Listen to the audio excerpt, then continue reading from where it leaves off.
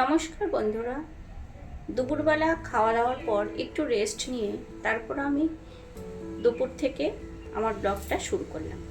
আমি দুপুর থেকে সন্ধ্যে পর্যন্ত যা যা করব সেটাই আপনাদের সঙ্গে শেয়ার করব। এখন সামনেই পুজো এসে গেছে, সেই জন্য সমস্ত ঘরবাড়ি পরিষ্কার হচ্ছে, তার সাথে যেখানে জামা কাপড় রাখা হয় আলমারিগুলো সেইগুলোও গুছিয়ে নিতে হবে। আমি আজকে একটা আলমারি আপনাদের গুছিয়ে দেখাবো যে কিভাবে জায়গা কম থাকলেও তার থেকে সেইগুলো গুছিয়ে নিয়ে আবার জায়গা করে নেওয়া যায়। আমি কিভাবে এই আলমারি গোছানোর কাজটা আর রাত্রের খাবারের কাজগুলো কিভাবে খুব কম সময়ের মধ্যে সমস্ত কিছু করে ফেলি সেটাই আপনাদের সঙ্গে শেয়ার করব। আপনারা আমার পাশে থাকুন। চলে এসেছি আলমারির কাছে। দেখুন আলমারির উপরটা সব কিছু সবসময় যেখানে ব্যাগপত্র সব কিছু লাগেজের জিনিসপত্রগুলো রাখা থাকে সেই জায়গাটা ভালো করে একটু ঠিকঠাক করে নিচ্ছি। জানেনই ঘরে ছেলে আছে, ছেলে বারে বারে এক একটা করে নামিয়ে এই রকমভাবে জিনিসগুলো ছিটিয়ে রাখে, সেগুলোকে একটু গুছিয়ে নিলাম।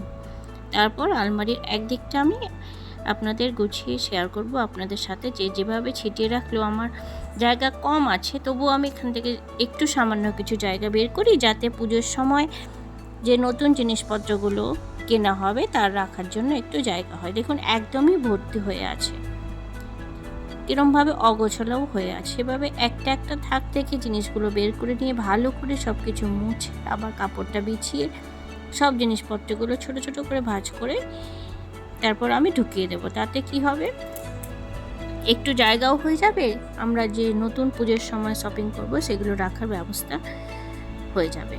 দেখুন একটা থাক আমার গোছানো রেডি হয়ে গেছে, দুটো হয়ে গেছে, কিছু কিছু জায়গা অল্প অল্প করে বেরিয়ে এসছে। সারা বছর এইভাবে জিনিসপত্র নিয়ে পড়তে বা ব্যবহার করতে করতে সমস্ত জিনিসই অগোছালো হয়ে যায়, কিন্তু পুজোর সময় যেহেতু মা আসবে সেই জন্য সমস্ত কিছু পরিষ্কার পরিচ্ছন্ন করতে হয় যাতে মা আমাদের প্রত্যেকের বাড়িতে আসে এবং সুখ শান্তি সব কিছু বিলিয়ে দেয়, যাতে আমরা সারা বছরটা আবার খুব ভালোভাবে কাটাতে পারি। সুখ দুঃখ তো সকলেরই জীবনে থাকবে, কিন্তু সুখ দুঃখ নিয়েই যাতে মানুষ মানুষের উপকার করে এবং সকলে মানুষের মতন মানুষ হয়ে কাজকর্ম করতে পারে, সেইভাবেই যাতে আমরা সব কিছু করে উঠতে পারি। তারপর দেখুন আলমারি গোছানোর কাজ তো শেষ, তারপর বিকেল হয়ে গেছে, এখন চা করবার পালা। হাজব্যান্ড যাবে দোকানে, সেই জন্যই চা আমি করে নিলাম। চা আর বিস্কুট তাদেরকে সকলকে দিয়ে দিয়েছি। সকলের চা খাওয়া দাওয়া হয়ে গেলে তারপর বিকেলের যে ঘর ঝাড় দেওয়া বাকি সমস্ত কাজকর্ম করে সন্ধে দেখিয়ে তারপর চলে আসলাম আবার রাত্রিরের ডিনারের ব্যবস্থা করতে। তার জন্য যে আমি মটরটা ভিজিয়ে রেখেছিলাম সেটা সেদ্ধ বসিয়ে দিয়েছি। তারপর ঘরে যে টুকটাক চায়ের বাসন ছিল সেগুলোও ধুয়ে নিলাম তার সাথে তার ফাঁকে দেখুন আমাদের এখানে তো 3-4 দিন ধরে ভালোই বৃষ্টি হচ্ছে। বৃষ্টিটা অনেক দিন ধরেই চলছে, কিন্তু সেই জন্য জামাকাপড় ভেজা, অনেক জামাকাপড়ই ভেজা, ছেলে সব মোটা মোটা জামাকাপড় সব শুকনো হয় না, সেগুলো একটু ঘরের ভিতরে মেলে পাখা চালিয়ে নাড়াচাড়া করে শুকনো করলাম যাতে তাড়াতাড়ি একটু শুকনো হয়। তারপর যে বাসন ধুয়ে রেখেছিলাম সেগুলো জায়গা মতো গুছিয়ে নিচ্ছি এক এক করে সমস্ত কাজকর্ম করে। তার ফাঁকে মটরটা সেদ্ধ হয়ে গেছে, আলু সেদ্ধ হয়ে গেছে। আমি তৈরি করব আজকে ছেলে আর ছেলের বাবার আবদারে পেটাই পরোটার ঘুগনি। যে স্টাইলে দোকানে পেটাই পরোটার ঘুগনি দিয়ে থাকে সেই রকমভাবে বানানোর চেষ্টা করব। আপনারা দেখুন, আর ভালো লাগলে আমার এই ভিডিওটাকে অবশ্যই লাইক শেয়ার ও সাবস্ক্রাইব করবেন, আমার পাশে থাকবেন।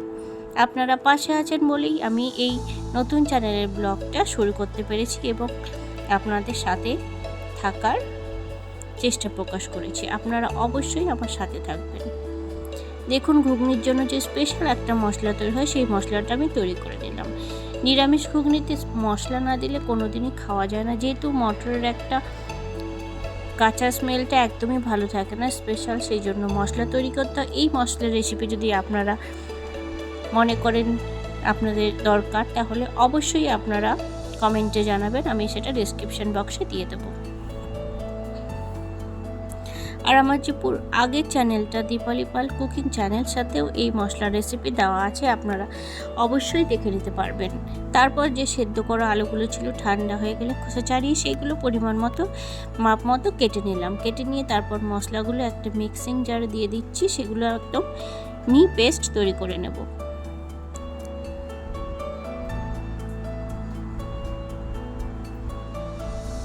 মশলাগুলো গুঁড়ো করে নিয়ে তারপর একটা এয়ারটাইট কন্টেনারে ভরে রাখলে এই মশলা 1 মাস ধরে সংরক্ষণ করা যায়। আর যে কোনো নিরামিষ রেসিপিতে আপনারা এই মশলা অবশ্যই ব্যবহার করতে পারবেন। এভাবেই আপনারা এই মশলা অনেকে যে যেরকমভাবে পারেন বা আমার রেসিপি চাইলে আমি সেটাও দিয়ে দিতে পারি, মশলা তৈরি করে নেবেন। তাহলে যে কোনো নিরামিষ রেসিপিও খুব সুন্দর অসাধারণ স্বাদের হয়ে যাবে। আপনাদের সঙ্গে গল্প করতে করতে অনেকটাই সময় হয়ে গেছে, আর এখন রান্নার স্পিডটাও বাড়াতে হবে যাতে 9টার ভিতরে আমি রান্নাবান্না সব কমপ্লিট করে ফেলতে পারি।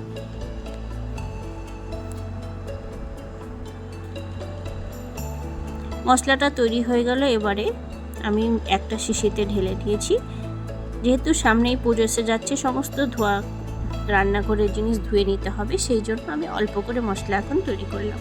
তারপর নিয়ে নিয়েছি ঘুগনির জন্য বাটা মশলায় আদা, টমেটো, কাঁচা লঙ্কা সব কিছু কেটে নিলাম, পেস্ট তৈরি করে নেব। এইভাবে একে একে সমস্ত কিছু প্রথমে গুছিয়ে নিয়ে তারপর আমি কড়াই উনুনে চাপিয়ে দিলাম, দিয়ে তেল গরম করে একে একে এবারে সমস্ত কিছু দিয়ে ঘুগনিটা তৈরি করে নেব।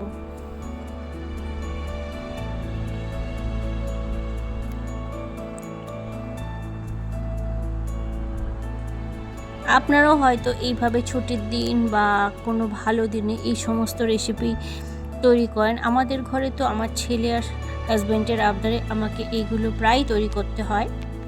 বাইরে থেকে আমরা কিনে আনতেই পারি, কিন্তু কেনা খাবার শরীরের পক্ষে তো ভালো না। আমি যতটুকুনি পারি ঘরে তৈরি করে খাওয়ানোর ব্যবস্থা করি, যাতে সকলে একটু হেলদি খাবার খেতে পারে। বাইরের খাবার তো আমরা অকেশনে খেয়েই থাকি। এই দেখুন সামনেই আসছে পুজো, আমরা পুজোয় 4 দিন ঘুরবো। তখন যতই মনে করি যে ঘরের রান্না খাবো, কিন্তু তখন কারোরই আর রান্না করবার মনে হয় না। মনে হয় যেন সবসময় বাইরে খেলেই আমরা খুশি থাকি। সেই জন্যই যদি সারা বছর এইভাবে ঘরে তৈরি করে খাওয়া যায় আর এরকম অকেশনগুলোতে বাইরে খাওয়া যায়, তাহলে মনে হয় স্বাস্থ্যটা একটু ভালোই থাকে। সকল বাচ্চাদেরই স্বাস্থ্যের দিকে একটু খেয়াল রাখা খুবই প্রয়োজন, আর বড়দেরও তো বিশেষ করে প্রত্যেকেরই স্বাস্থ্যের দিকে খেয়াল রাখা প্রয়োজন। সেই জন্যই যতটা পারা যাবে ঘরে তৈরি করে খেলে খাবারগুলো একটু হেলথ সম্পন্ন হয়। এইভাবেই গল্প করতে করতে তৈরি হয়ে গেল আমার ঘুগনি। আর কালারটা দেখে আপনাদের কেমন লাগছে অবশ্যই কমেন্টে জানাবেন। তারপর তৈরি করে নেব পেটের পরোটা। এই পরোটা হয়তো আমার বন্ধুদের যার যেখানে বাড়ি সব জায়গায় হয়তো পাওয়া যায় না, আমাদের এখানে পাওয়া যায়। এই পরোটাগুলো যেহেতু অনেক বড় বড় আকারেরই দোকানে তৈরি হয়, আর বানানোর পর এইভাবে একটু পিটিয়ে এরকম ছেঁড়া ছেঁড়া করে দিতে হয়। এভাবে গল্প করতে করতে সমস্ত পরোটা তৈরি হয়ে গেল, আর আমরা চলে আসলাম বসে এবারে ডিনারটা সবগুলোর জন্য বেড়ে নিচ্ছি। দেখুন এখন ডিনারের প্রস্তুতি হচ্ছে।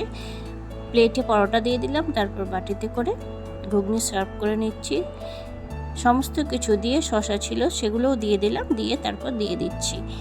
এবারে আমরা প্রত্যেকে ডিনার করে নেব। আমার এই ছোট্ট ভিডিওটা আপনাদের ভালো লাগলে অবশ্যই লাইক ও কমেন্ট করবেন, আমার পাশে থাকবেন। আর খুব খুব খুব ভালো লাগলে অবশ্যই শেয়ার করবেন। ধন্যবাদ।